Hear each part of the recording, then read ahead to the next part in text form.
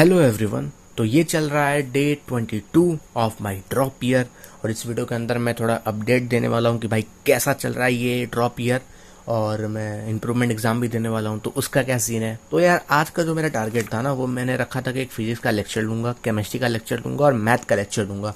फिर ये डीपीपीस लगानी थी, मुझे 5 डीपीपीस लगानी थी और मुझे इलेक्ट्रिक पोटेंशियल और करंट इलेक्ट्रिसिटी के शॉर्ट नोट्स बनाने थे, बोर्ड्स वाले। बोर्ड्स मतलब उसमें डेरिवेशन रहे और थोड़े वो डेफिनेशंस रहे। पता है मैंने ना बोर्ड के टाइम पर बना रखा था, पर जैसा मेरा फिजिक्स का एग्जाम गया ना, मैं आते ही मैंने अपने शॉर्ट नोट्स फाड़ दिए, डेरिवेशन वाले नोट्स फाड़ दिए। तो यार उस वजह से अब मेरे पास कोई मटेरियल नहीं है जिसको मैं बार बार रिवाइज कर पाऊँ। जेई के लिए है, पर जेई वाले में प्रॉब्लम क्या है ना कि उसमें थ्योरी नहीं लिखी हुई है, उसमें फॉर्मूले हैं और बोर्ड में भाई डेफिनेशंस आते हैं, फॉर्मूले आते हैं, डेरिवेशंस तो आते ही हैं। तो वो मैंने एक जगह नहीं नोट करके रखा है, तो यार करना पड़ेगा उसके लिए। तो अभी मैं शॉर्ट नोट्स अपने रेडी कर रहा हूँ, मतलब 2-3 पन्नों में चैप्टर की पूरी थ्योरी और डेफिनेशंस हो जा रहे हैं और बाकी 4-5 पन्ने में मैं पूरी डेरिवेशन अच्छे से कर दे रहा हूँ कि भाई ये डेरिवेशन है। ये मैंने पहले चैप्टर के शॉर्ट नोट्स बनाए हैं, ये इलेक्ट्रिक फील्ड एंड चार्जेस के शॉर्ट नोट्स हैं। 1.5 पन्ने में, मतलब एक पन्ना ये हो गया एक फेस और ये हो गया आधा फेस, ठीक है। ये मैंने एक चैप्टर का हो गया, ये दूसरा चैप्टर का मैं आज बनाने वाला था। तो अभी यार मुझे बहुत ज़्यादा नींद आ रही है, वैसे करने वाला था पर अब मैं जा रहा हूँ सोने के लिए। और मैं कोशिश करूंगा ना कि मैं हर शॉर्ट नोट में थोड़ा सा जगह छोड़ दूँ। जगह मतलब क्या कि कुछ चीज़ें ऐसी होती है ना जो आप क्वेश्चंस करके सीखोगे। जैसे केमिस्ट्री में जब मैं सॉल्यूशन के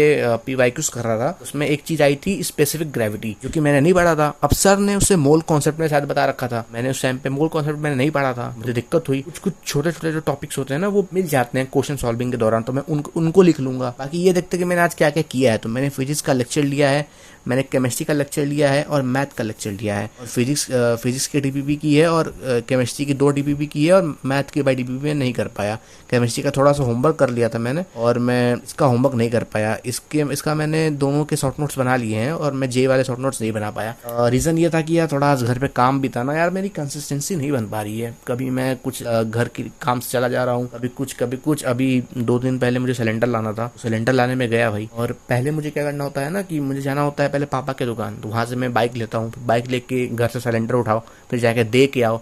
वहाँ पर भी उन लोगों का कुछ डीएसी नंबर आता है सिलेंडर का, तो वो भी मेरा मैच नहीं हो रहा था। तो भाई वहाँ पर मेरे 2 घंटे वेस्ट हो गए। मैं गया था करीबन 1 बजे और मैं आया 4:30 बजे, मतलब इतना समय मेरा बर्बाद हो जाता। और आने के बाद इतनी ज़्यादा गर्मी हो रही थी ना, मैं लिटरली सो गया। सो के उठा मैं 7:30 बजे करीब, और फिर मैं 1 घंटा 2 घंटा पढ़ा। उसके बाद खाना पीना खा के अब मैं वीडियोस रिकॉर्ड कर रहा हूँ और अब मुझे भी बहुत ज़्यादा नींद आ रही है। जनरली जो होता है ना कि मैं जब दोपहर में सो जाता हूँ या शाम को सो जाता हूँ ना, मुझे रात को नींद नहीं आती है, पर अभी आ रही है तो जाऊँगा अभी सोने के लिए। और ये है मैंने आज कितने सिटिंग लगाई है, कितना मैंने पढ़ा है। करीबन 7 आवर मैंने पढ़ा है। कल शायद ये 8 आवर था, 8-9 आवर था, पर आज थोड़ा कम हो गया है। मैं टारगेट लेके चल रहा हूँ ना कि भाई मैं 10 से 12 घंटे खींच लूँ, अपना ये एवरेज बना लूँ। मेरा अभी एवरेज जो आवर चल रहा है ना स्टडी टाइम, वो अभी चल रहा है 7 से 8 आवर। मुझे इसको बढ़ाना है, बढ़ा के इसको 10 से 12 आवर करना है। इसका कुछ इलाज है तुम लोगों को पता है तो मुझे जरूर बताना यार। मेरा प्लान ये है कि 6 बजे मैं उठूं और 9 बजे तक अपनी पहली सिटिंग लगा लूं और फिर नहा धो के चाय वे पी के 11 बजे से 1 बजे तक दूसरी सिटिंग लगा लूं। इससे क्या होगा कि मोटा माटी में 5 घंटे खींच लूंगा। और जब थोड़ा सा मोटिवेशन आ जाता है ना कि यार 5 घंटे मैंने पढ़ लिया है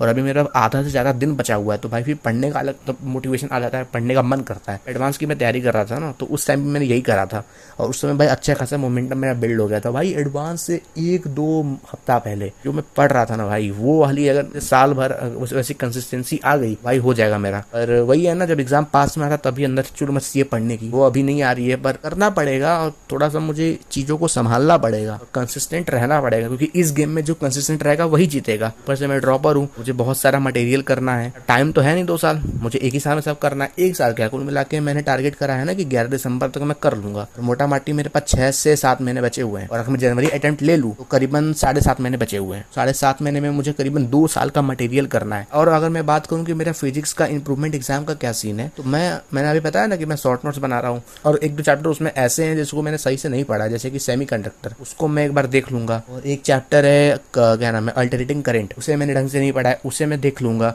और न्यूक्लियाई, ये भी मैंने ढंग से नहीं पढ़ा है। न्यूक्लियाई में तो वो जो होता है ना, क्या नाम है, बाइंडिंग एनर्जी निकालना होता है, कुछ तो होता है वो फॉर्मूला E=mc² वाले मतलब फॉर्मूले से, तो वो मुझे नहीं आता है, तो उसके साथ सवाल आते हैं बोर्ड में। तो ये 2-3 चीज़ें हैं मुझे सब करना है। बाकी सीबीएसई ने तो कहा है कि भाई 15 जुलाई को इम्प्रूवमेंट का पेपर होगा। ये देखिए, तो अभी तो इसका फॉर्म भी नहीं आया है, कुछ कह नहीं सकते कि 15 जुलाई को होगा, कि इसके पहले होगा, कि इसके बाद में होगा। मुझे तो ऐसा लगता है कि 15 जुलाई के बाद ही होगा, क्योंकि अभी तक वही फॉर्म नहीं आए हैं, और जब फॉर्म आएंगे तभी ना सारा प्रोसेस शुरू होगा। तो ये डिले होने ही वाला है, और तब तक मेरी काउंसलिंग भी चली जाएगी। और रीवैल्यूएशन का अभी अपडेट ही नहीं दिया इन्होंने, पता नहीं क्यों। मैंने 2 जून का रीवैल्यूएशन का अपना डाला हुआ है, तो अभी तक मुझे कोई भी उसका रिस्पांस नहीं मिला है। मैं डेली मेल चेक कर रहा हूँ, हर 2-3 घंटे में मेल चेक कर रहा हूँ कि भाई उसके रिजल्ट आ जाए रीवैल्यूएशन के, कि क्या हुआ, बढ़ा कि नहीं बढ़ा। उसमें तो एक सवाल था मेरा ना, उसमें इंग्लिश का अनसीन पैसेज का एक सवाल था, उसमें एक एमसीक्यू ही उन्होंने चेक नहीं किया था, तो वहां से एक चीज फंस सकती है वो। और ऊपर से मेरा वो एमसीक्यू भी सही था, वहां पे एक नंबर मिल सकता है। और सीबीएसई ने कहा है ना कि गलती निकलेगी तो वो पैसे रिफंड करेंगे, तो ये भी देखना है कि वो पैसे रिफंड करते हैं कि नहीं करते हैं। ये था मेरा आज का अपडेट, और तुम लोग मुझे बताना कि तुम लोग का कैसा ड्रॉप ईयर चल रहा है, और तुम लोग की क्या प्लानिंग है, और कुछ मुझे टिप्स दे दो कि मैं कैसे अपने स्टडी आवर को बढ़ा सकता हूँ। मिलते हैं अगले वीडियो में, बाय बाय।